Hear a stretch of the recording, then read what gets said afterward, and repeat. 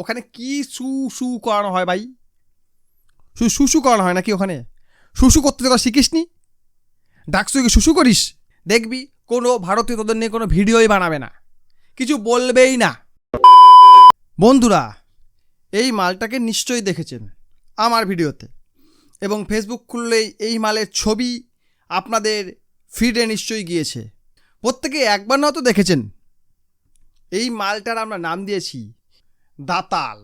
এর নাম দিয়েছি আমরা দাতাল। কেন জানেন তো? এই যখন কথা বলে দাঁতগুলো তো বেরিয়ে পড়ে, সেই সঙ্গে ভুলভাল কথা বলে। সবার আগে এই ভিডিওটা আমি আপনাদের দেখাতে চাই। জ্যৈষ্ঠ, বৈশাখ জ্যৈষ্ঠ আষাঢ় পৌষ মাঘ ভাদ্র আশ্বিন কার্তিক,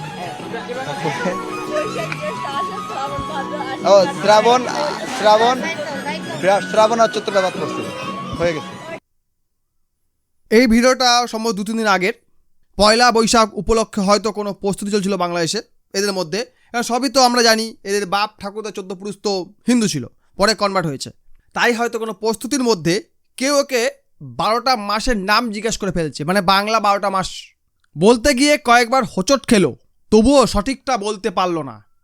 প্রথমে বললো কি জ্যৈষ্ঠ থেকে শুরু করলো, তারপরে বৈশাখে ফিরে এসে কেউ মনে পিছনে বলে দিচ্ছিলো, না বৈশাখ জ্যৈষ্ঠ আসার পর বলার পরে সোজা বাবু চলে গেল পৌষে পরে ভাদ্র পরে আশ্বিন কার্তিক, ঠিক ছিল।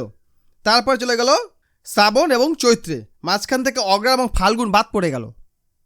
12টা মাস, বৈশাখ জ্যৈষ্ঠ আষাঢ় শ্রাবণ ভাদ্র আশ্বিন কার্তিক অগ্রহায়ণ পৌষ মাঘ ফাল্গুন চৈত্র। 12টা মাসের নাম একজন বলতে পারে না, সে আবার বাংলাদেশের নেতা। এরকম অশিক্ষিত নেতা আমাদের এখানেও পাবেন। এমনটা নয় যে বাংলাদেশেই অশিক্ষিত নেতা ভরাভরি, আমাদের এখানে নেই। ওরা এই ব্যাপারটা, মানে অশিক্ষিত হলেও নেতা হওয়া যায়, এই ব্যাপারটা এখান থেকে হয়তো কপি করেছে। আমাদের এখানেও বহু মানুষ রয়েছে যারা অশিক্ষিত, লেখাপড়া নেই, কোনো জ্ঞান নেই, অথচ তারা মসনদে বসে পড়েছে, মানে চেয়ারে বসে পড়েছে এবং জনগণই তাকে বসিয়েছে। কিন্তু বাংলাদেশের এই ধরনের দাতাল বা এই ধরনের মালগুলো একটু আল্ট্রা লেভেলের। মুখে বড় বড় বাতেলা, হাম এ করেঙ্গা হাম ও করেঙ্গা, রাত মে যাকে পিছন মারায়েঙ্গা। এই হচ্ছে এদের কথা।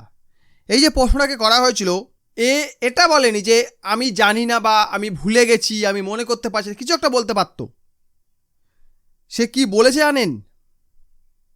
এটা বলেছে যে সাংবাদিক আমায় বাংলা 12 মাসের নাম জিজ্ঞেস করেছে, সে ফ্যাসিস্টের দোসর।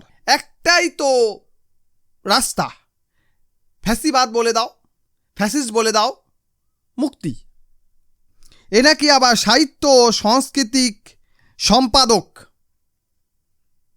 ভাবা যায় এই ধরনের মানুষ বাংলাদেশে সাহিত্য সংস্কৃতি সম্পাদক হয়? ও ডাকসু যে ইউনিভার্সিটি, সেই ডাকসুতে ওখানে কি শু করানো হয় ভাই? শুশু করানো হয় নাকি ওখানে? শুশু করতে তোরা শিখিসনি? ডাকসুকে শুশু করিস? তোদের ওপরে আমাদের কোনো রাগ নেই, একটাই রাগ তোদের মূর্খামি, একটাই রাগ তোদের ভারত বিরোধিতা। এটা বন্ধ করলে দেখবি কোনো ভারতীয় তোদের নিয়ে কোনো ভিডিওই বানাবে না, কিছু বলবেই না। তোরা কি ভাবছিস আমরা কাংলুস বলে আমাদের নিয়ে ব্যঙ্গ করছে? আমরা কাংলুস বলে আমাদেরকে নিয়ে বাজে বাজে কথা বলছে? দেখ, তোরা যে কাংলুস সেটা তোরাই মানুষকে বলে দিচ্ছিস, আমাদের আর বলতে হচ্ছে না। আমরা শুধু নামটাকে আওড়াচ্ছি, রিপিট করছি। তোরাই তো বলে বেড়াচ্ছিস তোরা কাংলুস, তোরা ক্যাংলাস। তোরা শুধু মুখেই বাতেলা মারিস, কাজে বেলায় ঢুডু। বিশ্বে বাংলাদেশকে কেউ চেনে না, চেনে ভারতের প্রতিবেশী, ভারতের পূর্ব প্রান্তে ছোট্ট একটি জায়গা যার নাম বাংলাদেশ। একটি কি বলবো, কুলাঙ্গার বাচ্চা, তাই না? এটা কুলাঙ্গার বাচ্চা, যারা ভালো কিছু আজ অবধি করেইনি। কারণ যারা নিজের দেশের ক্ষতি করে তারা কি আর ভালো করবে? এই ধরনের অশিক্ষিত মানুষের জন্যই বর্তমানে বাংলাদেশের এই অবস্থা। বাংলাদেশে শিক্ষার হার যদি আমরা দেখি, সেখানে দেখতে পাই 77.9% বা 78% শিক্ষিত মানুষ বাংলাদেশে নাকি বাস করে। 78% শিক্ষিত মানুষ। তার মধ্যে আরবান বা শহরাঞ্চলে রয়েছে 85.4% শিক্ষিত মানুষ, মানে শহরাঞ্চলে 86% মানুষ শিক্ষিত এবং গ্রামীণ অঞ্চলে 75.5% মানুষ শিক্ষিত। এবং সবচেয়ে শকিং ব্যাপার কি জানেন, যারা প্রাপ্তবয়স্ক, যারা শিক্ষাটাকে পূর্ণ করেছে, তাদের সংখ্যাটা 75%, মানে টোটাল 77%, তার মধ্যে যারা উচ্চশিক্ষায় গেছে তাদের সংখ্যাটা হচ্ছে 75%। আচ্ছা, এর মধ্যে পুরুষরা 80% শিক্ষিত এবং মহিলারা 75% শিক্ষিত। এবং সবচেয়ে মজার বিষয় হলো 51 দকে একদম 79-তে চলে গেছে গত 13 বছরে, মানে শেখ হাসিনা বাংলাদেশে শিক্ষার ওপর জোর দিয়েছিল।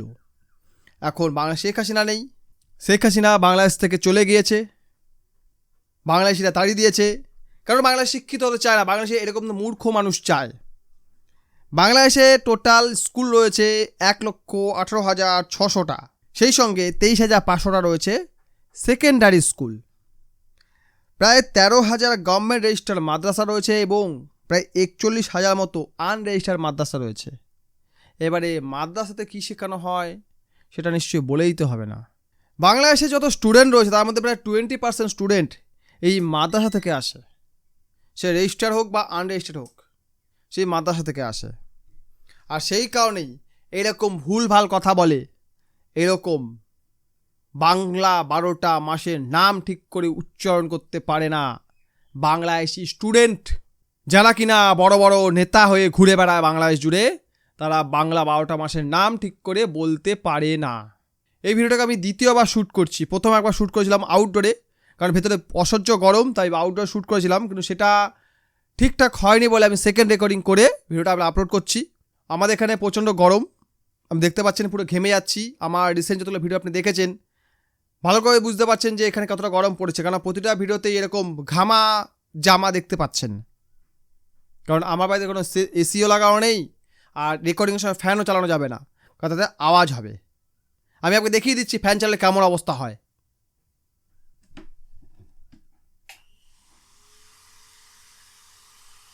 আমি আরাম পাচ্ছি পরে, তবে একটা আওয়াজটা আপনি নিশ্চয়ই পাচ্ছেন। আমার এখানে যে ফ্যানটা লাগানো হয়েছে সেই ফ্যানে এরকম আওয়াজ হচ্ছে।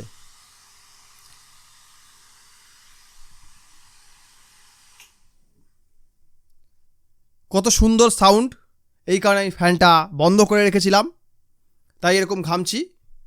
অনেক কষ্ট করে ভিডিও বানাতে হয়, তাই একটা লাইক করে দেবেন, একটা শেয়ার করে দেবেন এবং একটা সাবস্ক্রাইব করে দেবেন, এতে আপনার কিছুই যাবে না, কিন্তু আমার ভিডিও বানানোর প্রতি মোটিভেশন আরও বাড়বে। তাই বলছি প্লিজ আমাকে একটু সাবস্ক্রাইব করে আমাকে সাপোর্ট করবেন। ভিডিও দেখার জন্য অসংখ্য ধন্যবাদ।